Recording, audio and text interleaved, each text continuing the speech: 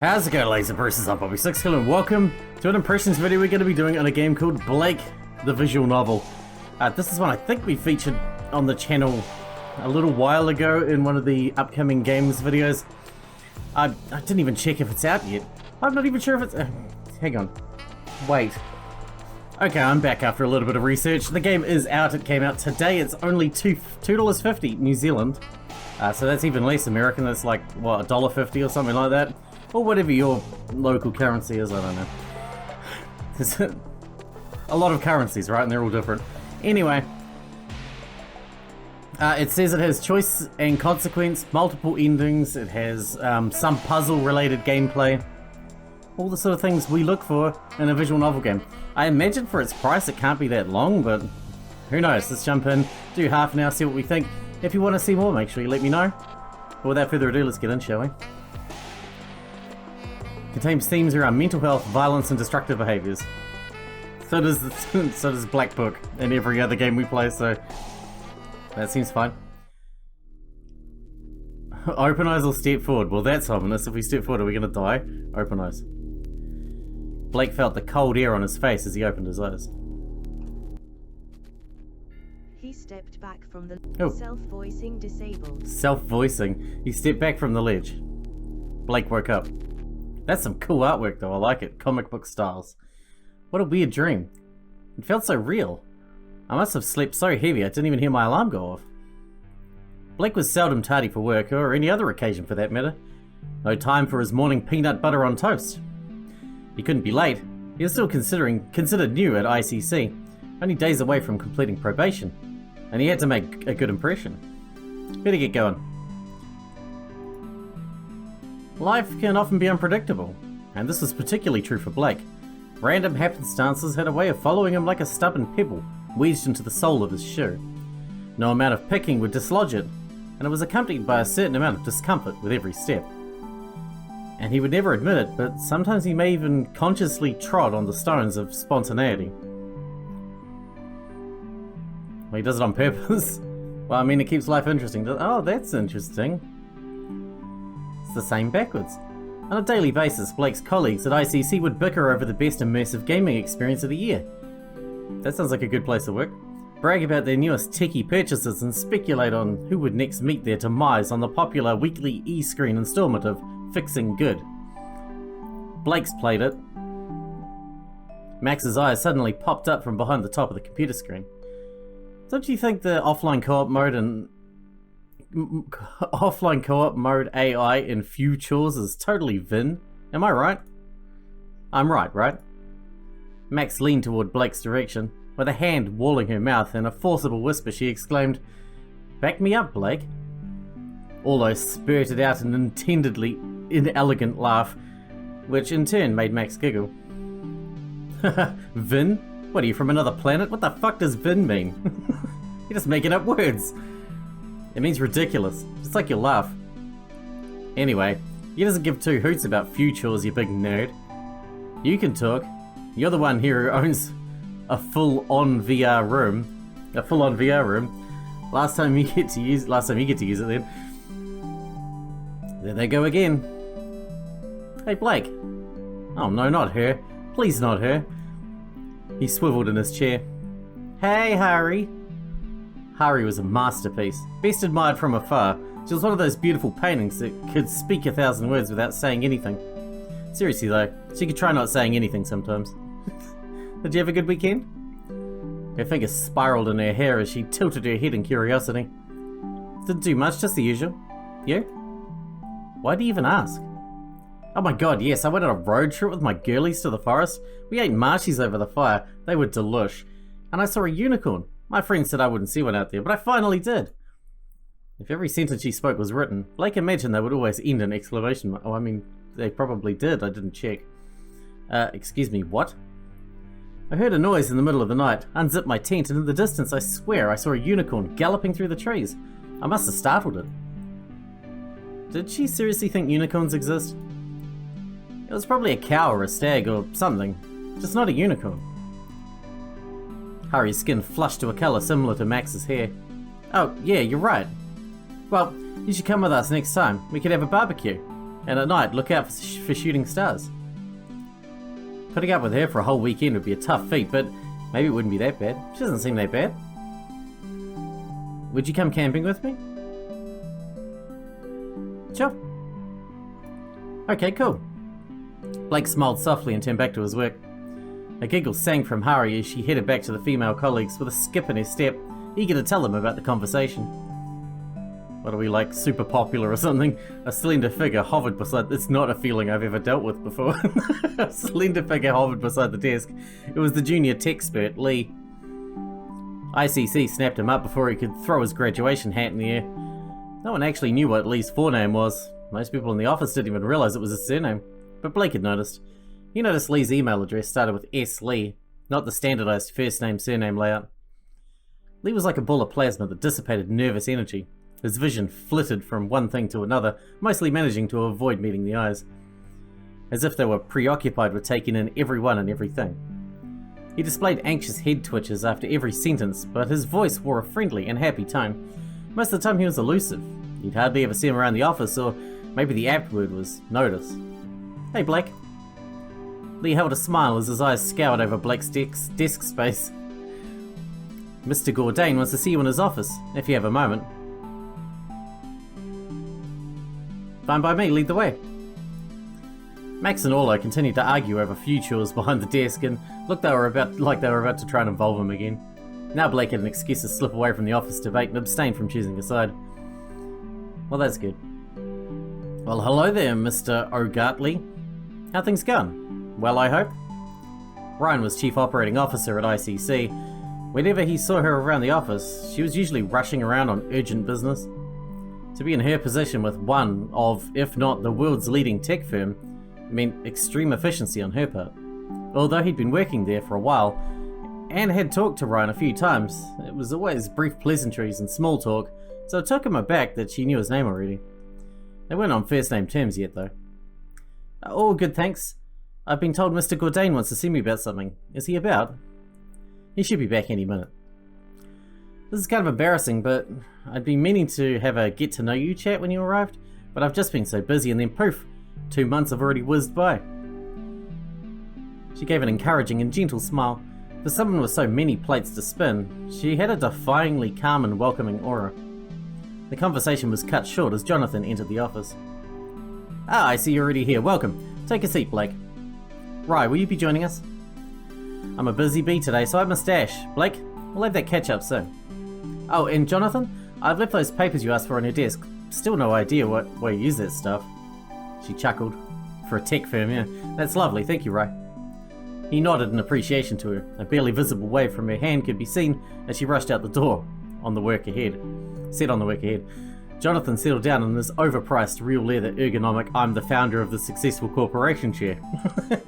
All his energy turned to Blake. So, Blake, you wanted to see me, Mr. Gourdain? It was a regular occurrence for Jonathan to request mini meetings with the staff. He seemed to like to check up on the newest members to see how they're settling in. This is some fine work you've carried out on the Promenade case. The only thing I'd point out is that the daily stats on the spreadsheet are not corresponding to the correct dates. Apart from that minor alteration, it's all looking very dandy. Jonathan was holding a copy of the screenshot in his hand. A paper screenshot. It was something Blake had barely ever seen close up before. The paper laid flat against the table and Jonathan slid it towards him. The material bowed upwards from the rush of air in front of him before resting back down. Paper used to be made of trees. A little known fact for you. Now they only manufacture it by 3D printing a synthetic material, and it feels a lot smoother in comparison to the original. I guess it doesn't work as well with pencils then. Blake reached over and grasped onto the piece of paper. As it touched his fingertips, the paper felt drier than he'd anticipated, and this made him notice his palms felt clammy. This paper was made for the odd enthusiast like myself, and I use odd in both manners of the term. Looks like some of the equations for the table layout have gone out of sync. It'll be a quick fix, my apologies. After analysing the data, he set the paper down on the table, and to his disdain, his grip had already left behind creased remnants. Good, it's no problem. Anywho, that's not the real reason I asked you here. I know you haven't been in the company very long, and you have quite the workload. A stress headache started to rear its ugly head, and momentary double vision distracted Blake. He thought about how no one had come up with a cure for migraines yet, Staring at screens all day couldn't be healthy. Thankfully, it was brief for Blake, but he realized he completely missed what Jonathan had said, so I hoped it wasn't anything too important. Blake missed what Jonathan said. How should he react? Sorry, what? Sorry, what did you say? Jonathan nodded reassuringly and delivered a warm smile. You're doing well, Blake. I hope you realize that. I have an exceedingly crucial project coming up, so I need someone I can count on. I'd like you to be part of it. This may give you an opportunity to show me what you can manifest. Oh, and the annual well-being test deadline is today, so if you haven't done it yet, make sure to get it sent off. It should be in your inbox. It's only a few questions long, so it shouldn't take too much time to do. Max and Orlo were still deep in conversation. Did they ever do any work? Do you remember Eric, the droid guard that used to bounce the reception? Yeah, I do, actually. What happened to him? I heard they kept him in a big bag in the room behind the front desk. Really? Yeah, he was sacked. Oh man, I fell for that one. I wonder what actually did happen to him though. A new notification popped up on Blake's screen. One new email. I should probably get the well-being test done. Alright, let's do that. Let's do that first. Well-being test employee Blake Ergartley.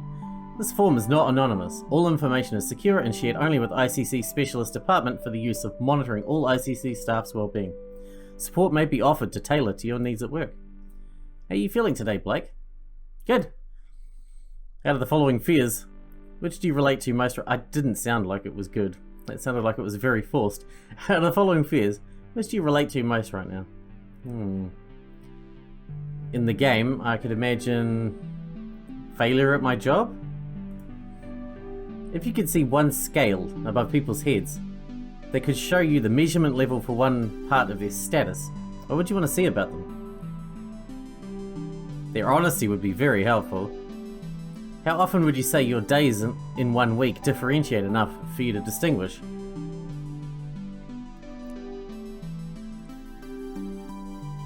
The majority of days are different, I guess? What do we got here? Today's meeting invite. We already did this, right? I ask you to kindly not mention anything about this project to any other colleagues, okay? It's Hari's birthday in less than 2 weeks. Please make sure to sign her e-card. To Hari. Happy birthday. Blake. What's wrong with that? Nope, you're wrong. Kill VR is a good person. That's why they do what they do. If that's so, why have they accepted all the money they made from the publicity instead of giving it to charity? I know Blake agrees with me there, as we were talking about it last week. Stop trying to drag people into your losing battle, although it doesn't work. So it's only okay when you do it? Ask if they ever stop arguing. Do you two ever stop arguing? Yes? No? They look at each other quietly and smiled, then sheepishly went back to work. Max started frantically prod at her screen and all eyes slowly looked around at her. What, the helicopter? Someone changed the details on my spreadsheet for the radar project? All of my work, it's totally gone. Although, this is one of your pranks, is it? Nope, not me, I swear.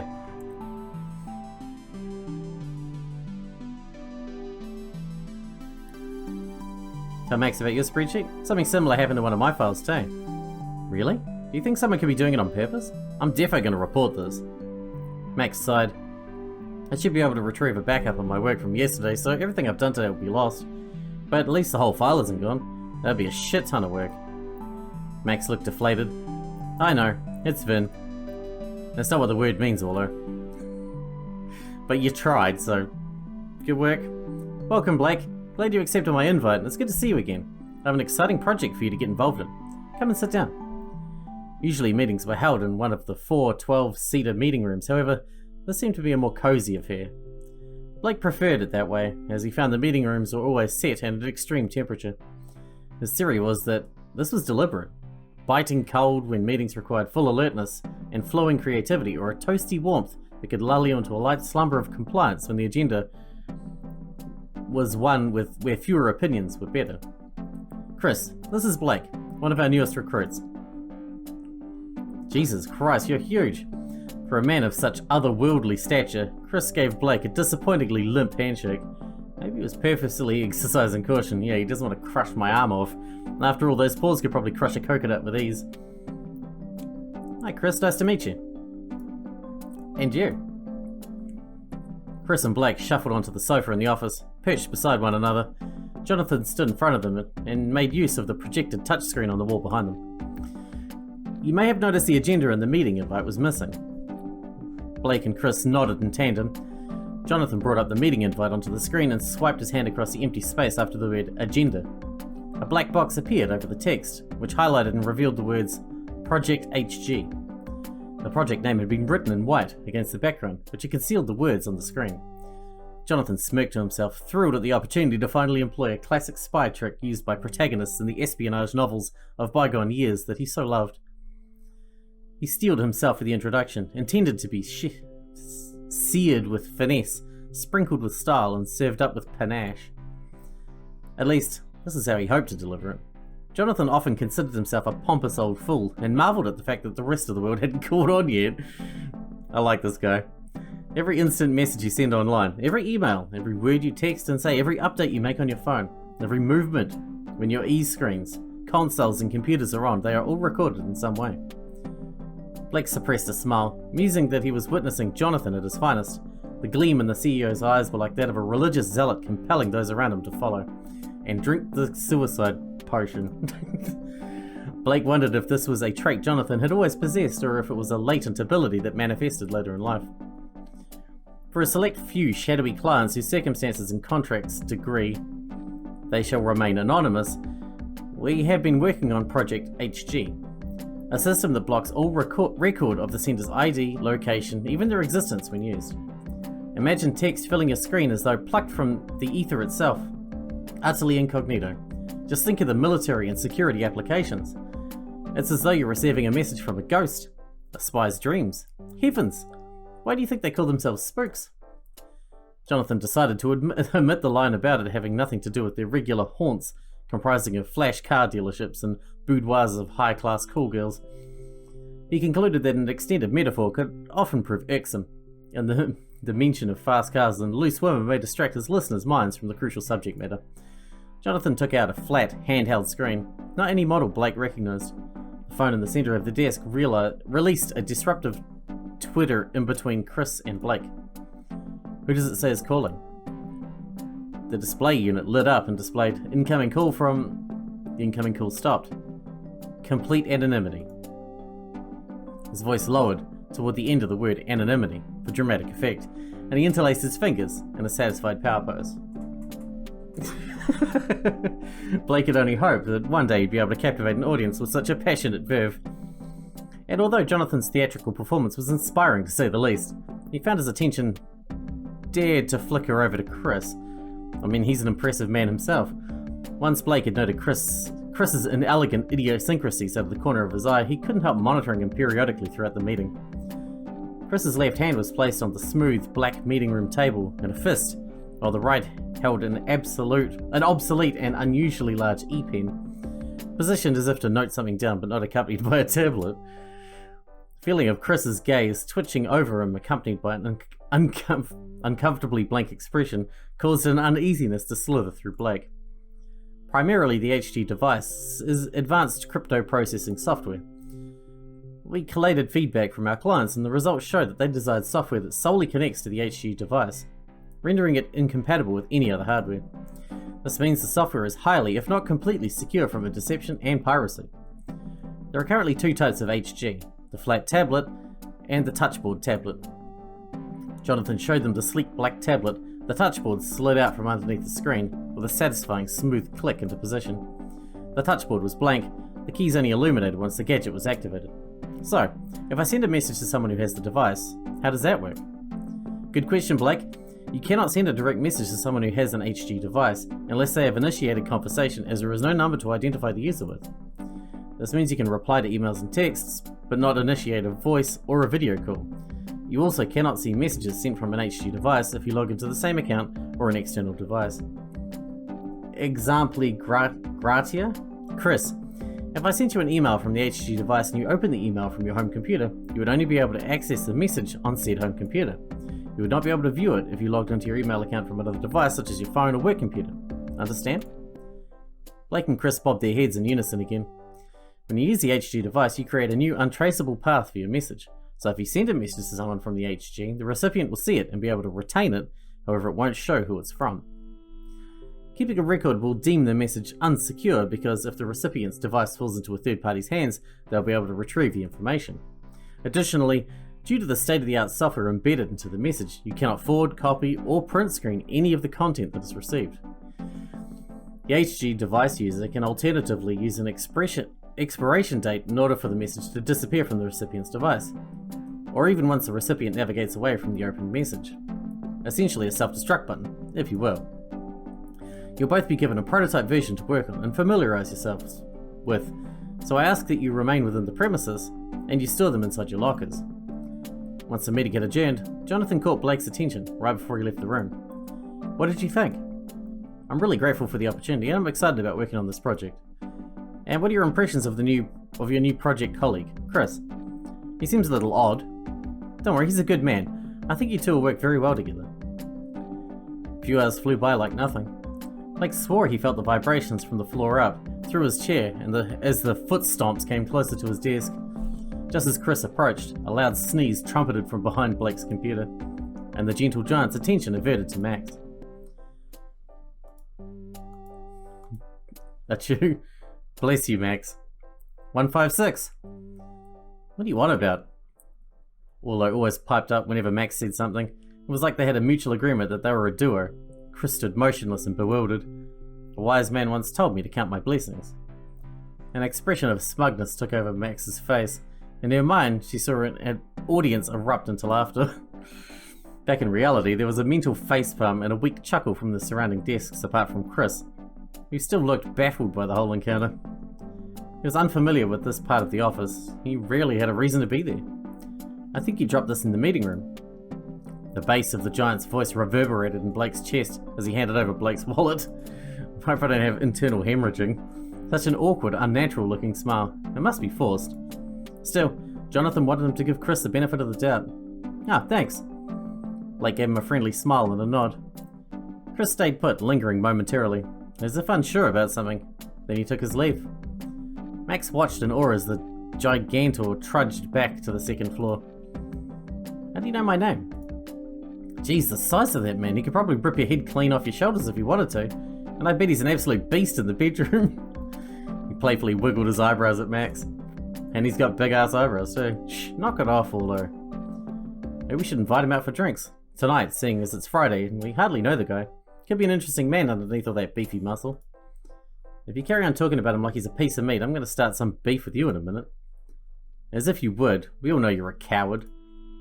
Come on then, show me what you got. Make your move. Oh god, they were back on the puns. Terrible ones at that. Although it could be distracting on occasions, Blake enjoyed the breaks from figures and processes and felt grateful to be around friendly colleagues in his work life. They're almost like a family to him in a strange way. Enough of this bullshit. Blake, you in for drinks at Saucy Mama's tonight too? Yeah, sure. Go on then, I'll come along. He decided it'd be a good idea to get out for the night and maybe take some time to get to know his colleagues a little better. Yeah man, why not? Saucy Mama's was primarily a burger joint which served as a cafe by day and transformed into a bar by night. Sounds fancy. Famous for their pie screams, chocktails, and the energetic, skimpy outfitted cookies. Cookies is just another term used for the chiseled, model-like servers. They were a mixture of humans and droids, but each had been chosen to work there due to their almost unnatural perfection. For somewhere that sounded hectic, it had a laid-back atmosphere. Maybe this is because everyone was hypnotized by the Berry-esque shows. Blake had a couple of drinks and enjoyed the chatter amongst the group. Who would you like to get to know? I suppose we should start by getting to know Chris, right? Chris wasn't contributing much to the conversation at the table, mostly smiling and nodding. Hey Chris. How long you been at ICC?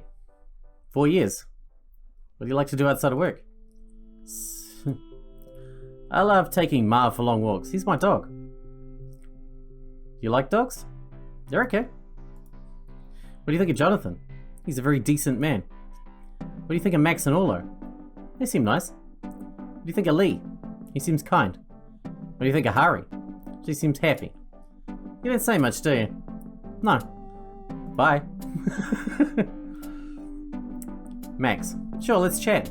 Orlo's gonna go get some more drinks. What do you think of Orlo? He's okay, I guess. I'm kidding, he's my gaming buddy. My ride or die. Excellent wingman. He can come across a little guarded at first, but get to know him and he's very charming. He seems to have a way of talking you into things. Sometimes it's like you don't get a choice. What's your favourite game? That's a good question. I love Ultra Salt. Me and Orlo always get involved in the annual tournament, and without it, I probably wouldn't get any exercise. I also love narrative choice games, but it's so annoying when they give you a choice to say something and then the character says something else. You and Orlo aren't an item? An item? Max laughed. Oh no, he's like a brother to me. How long you been at ICC? I've been working there nearly 2 years now. Orlo started not long after me. The time has whizzed by. What do you think of Lee?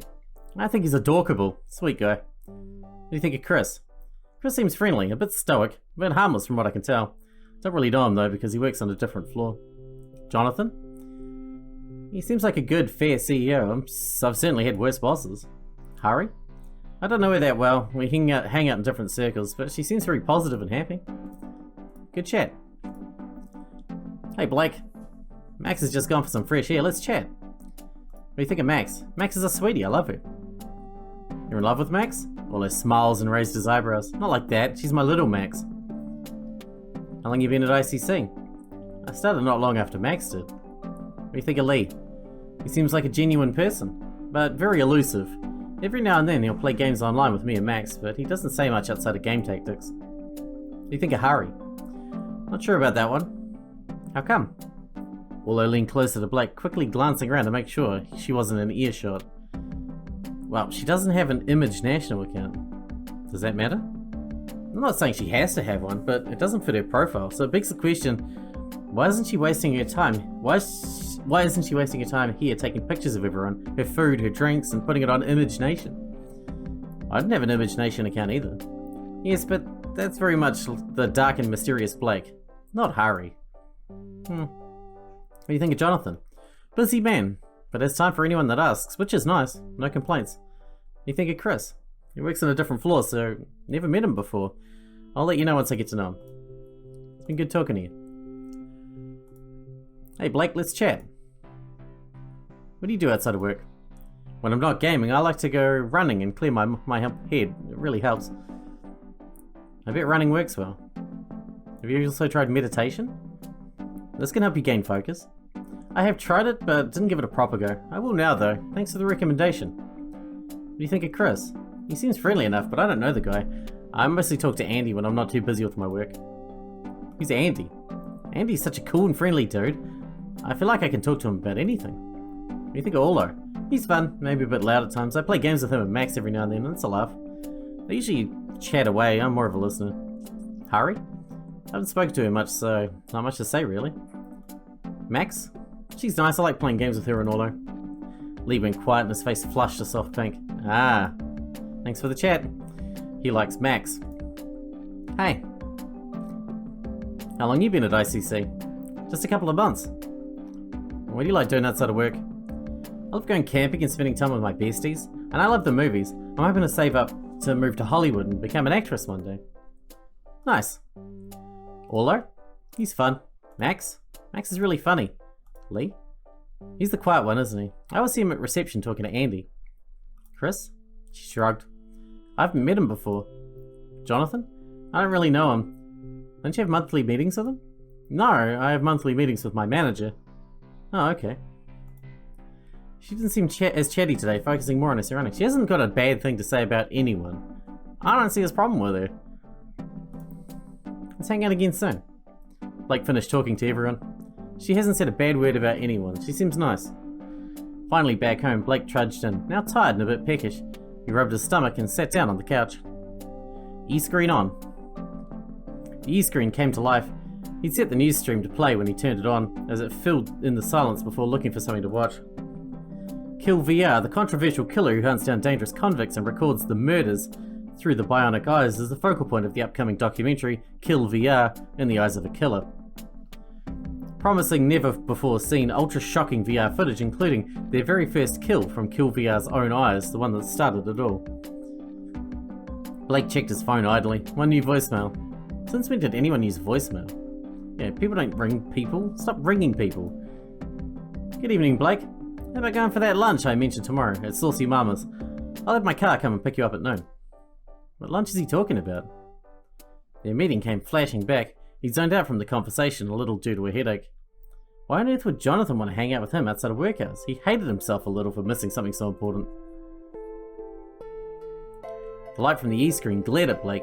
The news channel illuminated the room as it flashed from one scene to the next. As usual, he nodded off with the E-screen chanting in the background. The thick, dark curtains were drawn, blocking out any ounce of light that would have allowed one to speculate the time of day, but that's the way he preferred it. The time blinked in blue light from the side of his bed. 11:11 a.m. Overslept again. Gone were the days when he used to spring out of bed at 8 a.m. or even earlier.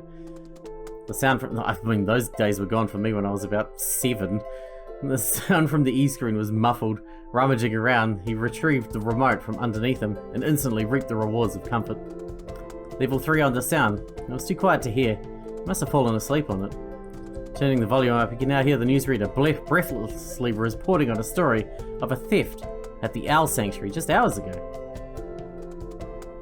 Police believe that the Parliament of Owls was stolen in the middle of the night between 12 a.m. and 2 a.m. However, no witnesses have come forward as of yet. If anyone has any information on this, please contact the local number for Newstone Police Department, quoting reference 282820. Because that's an owl sound? Who would commit such a horrible, heartless act? Blake checked himself. He thought that not only was she reporting the news, but offering her own opinion on it. He missed the days when the news consisted of facts rather than including speculation and emotion.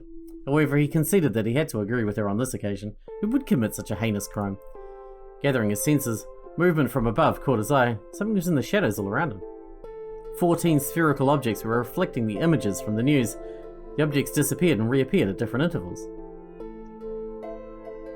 The hooting noise on the E-screen made him jump. Wait, no. That wasn't on the E-screen. Oh my god. We did this? Well, we're gonna wrap this one up here because we're out of time. This seems like a perfect stopping point, don't you think? Waking up with owls in our room. Many owls. What is this? 7 owls? I wonder if there's any in the lounge. That seems fascinating, and the art is very good.